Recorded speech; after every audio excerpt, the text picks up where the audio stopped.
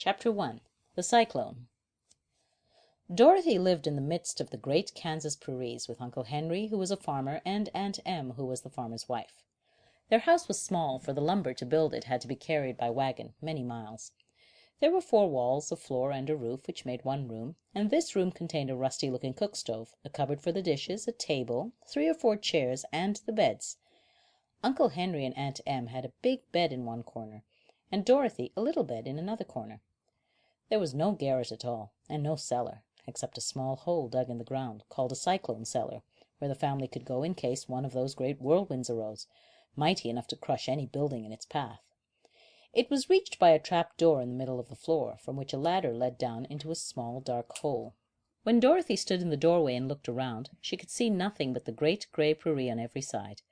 Not a tree nor a house broke the broad sweep of flat country that reached to the edge of the sky in all directions. The sun had baked the ploughed land into a grey mass with little cracks running through it. Even the grass was not green, for the sun had burned the tops of the long blades until they were the same grey colour to be seen everywhere. Once the house had been painted, but the sun blistered the paint and the rains washed it away. And now the house was as dull and grey as everything else. When Aunt Em came there to live, she was a young, pretty wife. The sun and wind had changed her too. They had taken the sparkle from her eyes and left them a sober grey. They had taken the red from her cheeks and lips, and they were grey also. She was thin and gaunt and never smiled now. When Dorothy, who was an orphan, first came to her, Aunt Em had been so startled by the child's laughter that she would scream and press her hand upon her heart whenever Dorothy's merry voice reached her ears, and she still looked at the little girl with wonder that she could find anything to laugh at. Uncle Henry never laughed. He worked hard from morning till night and did not know what joy was. He was grey also, from his long beard to his rough boots, and he looked stern and solemn, and rarely spoke.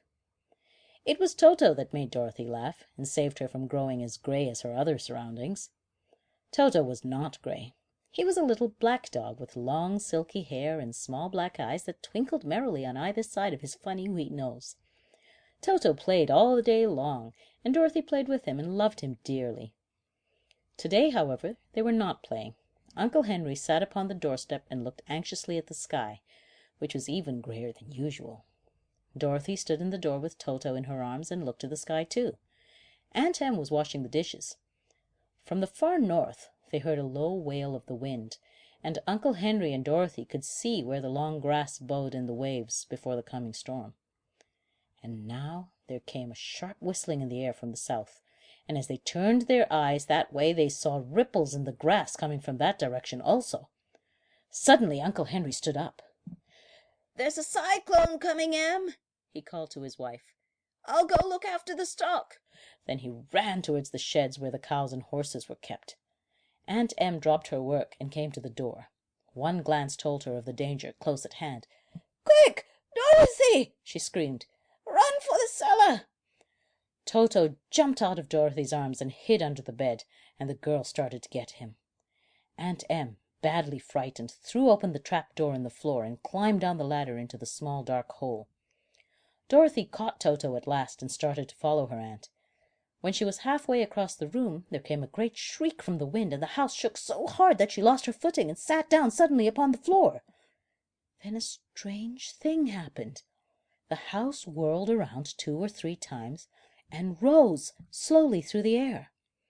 Dorothy felt as if she were going up in a balloon. The north and south winds met where the house stood and made it the exact centre of the cyclone. In the middle of a cyclone the air is generally still, but the great pressure of the wind on every side of the house raised it up higher and higher until it was at the very top of the cyclone, and there it remained and was carried miles and miles away as easily as you could carry a feather. It was very dark, and the wind howled horribly around her, but Dorothy found she was riding quite easily. After the first few whirls around, and one other time when the house tipped badly, she felt as if she were being rocked gently, like a baby in a cradle. Toto did not like it. He ran about the room, now here, now there, barking loudly, but Dorothy sat quite still on the floor and waited to see what would happen. Once Toto got too near the open trap door and fell in, and at first the little girl thought she had lost him. but soon she saw one of his ears sticking up through the hole, for the strong pressure of the air was keeping him up so that he could not fall. She crept to the hole, caught Toto by the ear, and dragged him into the room again, afterward closing the trap door so that no more accidents could happen.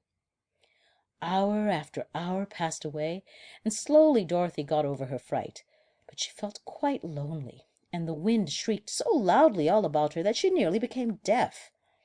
At first she had wondered if she would be dashed to pieces when the house fell again, but as the hours passed and nothing terrible happened, she stopped worrying and resolved to wait calmly and see what the future would bring. At last she crawled over the swaying floor to her bed and lay down upon it, and Toto followed and lay down beside her. In spite of the swaying of the house and the wailing of the wind, Dorothy soon closed her eyes and fell fast asleep.